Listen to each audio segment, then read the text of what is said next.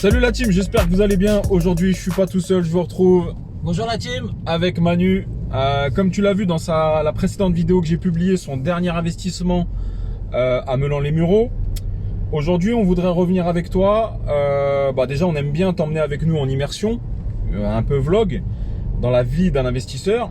Et aujourd'hui, on voudrait revenir avec toi sur certains points, notamment l'importance d'assister aux assemblées générales, puisque tu vois, aujourd'hui, on va visiter deux biens qui appartiennent à un organisme dans l'immeuble, et c'est deux biens qui sont sous saisie. C'est ça, Manu? Ouais, en fait, c'est deux biens qui appartiennent à une banque suite à un non-paiement des propriétaires.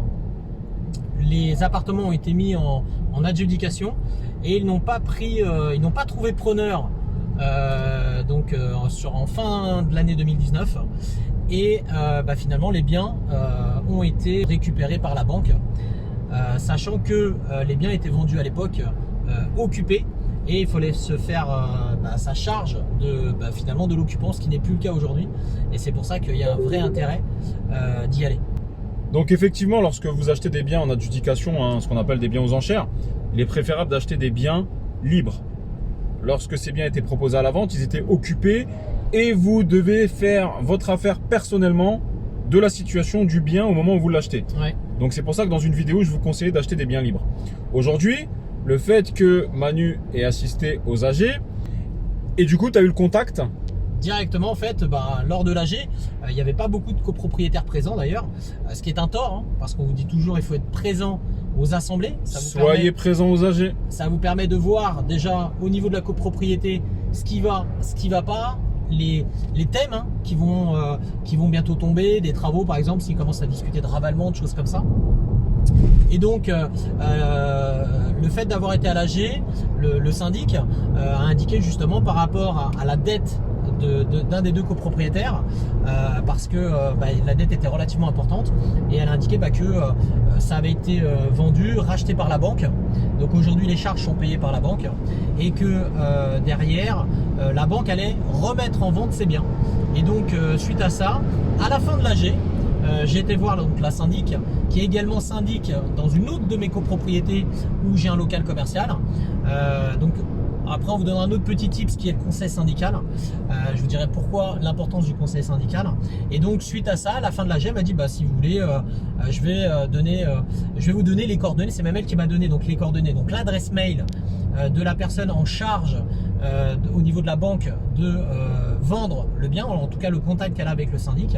J'ai écrit donc à cette personne qui m'a recontacté, et donc là aujourd'hui, donc c'était il y a moins d'une semaine, on a organisé donc une visite aujourd'hui avec le responsable pôle des visites entre guillemets de la banque, sachant que le bien n'est pas encore mis en vente, les biens ne sont pas encore mis en vente, et donc le gros avantage, c'est qu'on va être les premiers à visiter ces deux biens, et que derrière, après, en fonction de l'état, je vais faire une proposition écrite à la banque avec une intention ou pas d'acheter. Ouais. Eddy aussi va en faire une.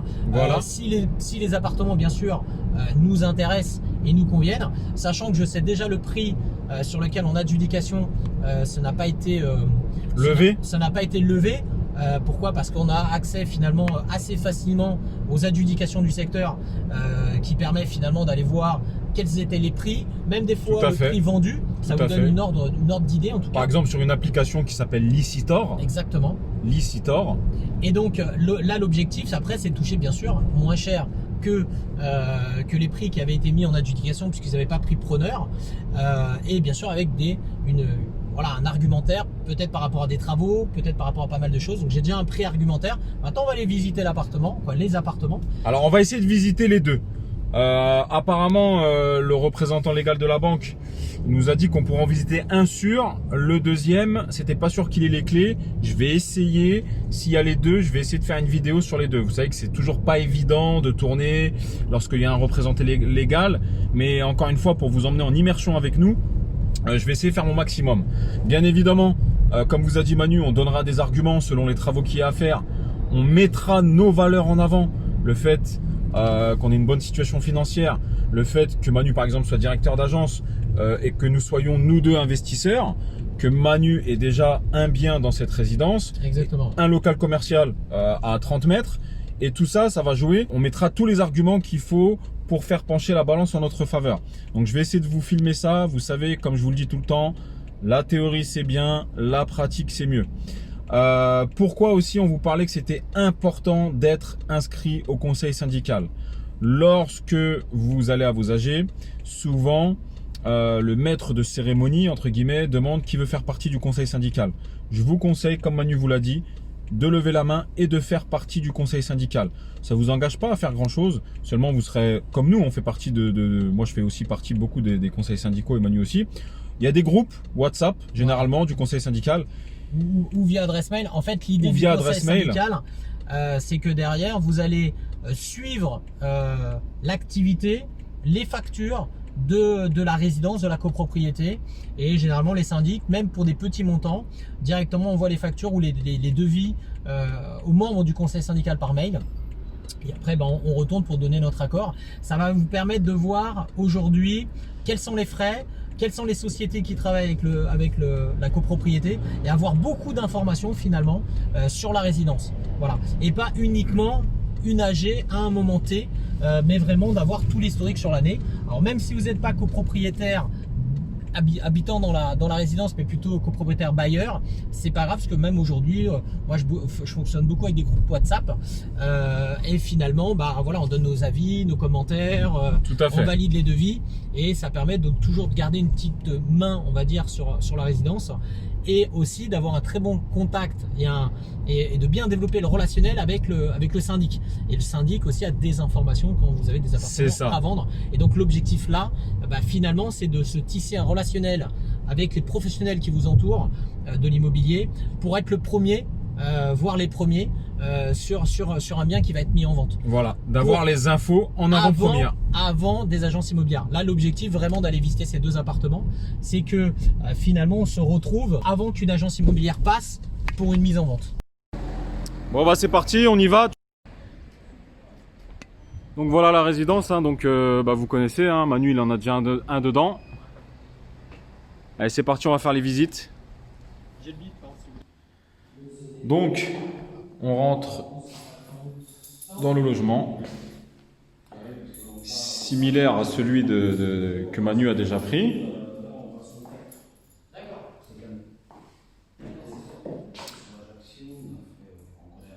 Alors sauf que lui, Manu ici, il avait un petit retour, hein, on vous avait fait voir.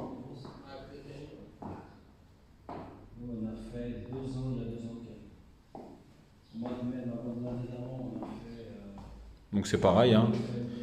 C'est exactement les mêmes...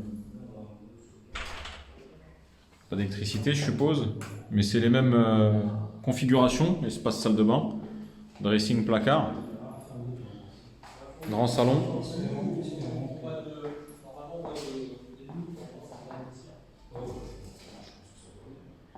Et celui-là, il bénéficie d'une petite terrasse. Ouais, faut en nettoyer en dessous. Il bénéficie d'une petite terrasse.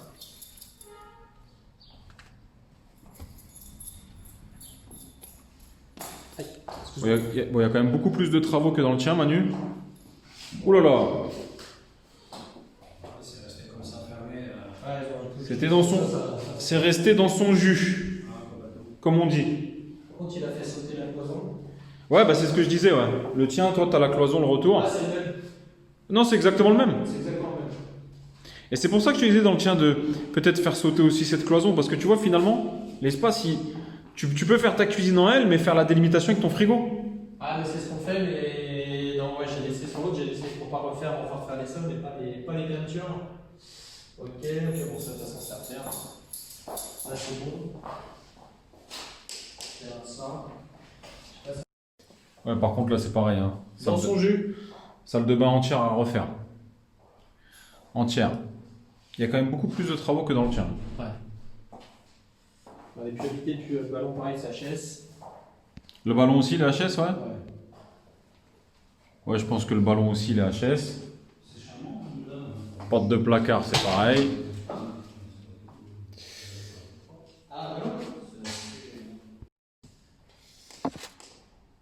Alors, le fait d'avoir quand même la terrasse, c'est assez sympa. Surtout, comme on vous a dit, ici, il n'y aura rien d'autre parce que c'est classé bâtiment de France.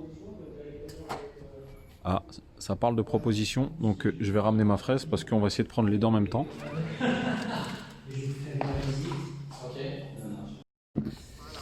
Bon la team, on sort de la visite là comme vous avez vu. Alors on a pu en visiter qu'un seul sur les deux. On va revenir pour le deuxième, on verra peut-être pour vous faire une vidéo. Mais de toute façon il nous a fait voir les photos, c'est quasiment le même. Hein. Il y a tout à refaire. Pareil, tout à refaire, mais vous avez vu c'est pas non plus dégueulasse. C'est des travaux corrects. On a estimé les travaux pour tout refaire, cuisine, salle de bain, une fourchette, selon les matériaux, etc. Voilà, une fourchette entre 6 et 8. 6 et 8, ouais. Voilà, 6 et 8. Selon ce qu'on mettra. Hein. Alors, je sais que Manu est fan du Groé dans la plomberie. Donc voilà, on a estimé ça. Là, on va... Alors, pas pour les toilettes suspendues, par contre. Pas pour les toilettes suspendues. Là, la personne qu'on a vue, c'était juste le responsable. C'était quoi, lui? En fait, c'est le responsable immobilier de la banque. Là, je vais me remettre avec la personne avec qui j'étais en contact du service juridique de la banque. Parce qu'après, c'est elle qui va transmettre nos propositions à la direction, voir s'ils vont valider ou pas. Alors, pareil, quand vous êtes dans ce type de démarche, ça peut être compliqué de se dire mais est-ce que je tente une offre basse ou est-ce que je tente une offre un peu raisonnée? La difficulté, donc moi je vais donner un budget avant de faire la visite pour le faire tomber vraiment à un tarif très intéressant. L'objectif, c'est si je fais une proposition par exemple à 50 000 et que la direction refuse, derrière ils vont pas faire de contre-proposition, ils vont passer à l'étape et on met en vente, etc. Il y a un trop gros écart. Donc avec ce type de, on va dire de négociation, il faut essayer d'ajuster sa proposition. Il faut trouver le bon curseur. Le bon curseur parce que peut-être qu'ils peuvent faire une contre-offre, mais c'est pas dans la, on va dire que c'est pas dans les mœurs de ce type de proposition d'avoir une contre-proposition. C'est-à-dire que on soumet l'offre, ça passe en comité, le comité valide ou le comité refuse, tout simplement. Ils vont pas dire attendez, rappelez-le, refaites une négociation. Avec des organismes comme ça, c'est pas l'objectif. C'est soit ça passe, soit ça casse. Exactement. On n'est pas avec un agent immobilier en direct. La preuve là, lui le représentant, on a essayé de le travailler, de lui commencer à lui parler d'offres. Il a dit c'est pas avec moi qu'il faut voir ça. Vous rapprocher du service juridique comme j'étais en contact au départ. Faut vous rapprocher du service juridique et donc on va motiver ces propositions et je pense que je vais me tabler sur. Alors moi je pense que. Alors attends avant de le dire. On n'est pas d'accord. C'est d'ailleurs pourquoi on se retrouve là dans un petit parc, un parc de Meulan. Vous avez vu, c'est sympa.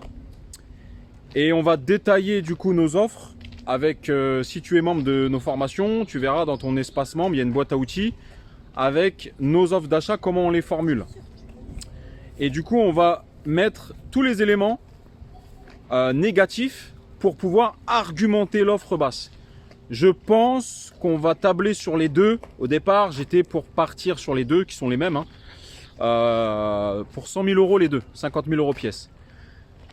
Manu veut tenter 104 000, 52, 52. Voire peut-être même 53, 53. Voilà, peut-être même 106 000 les deux.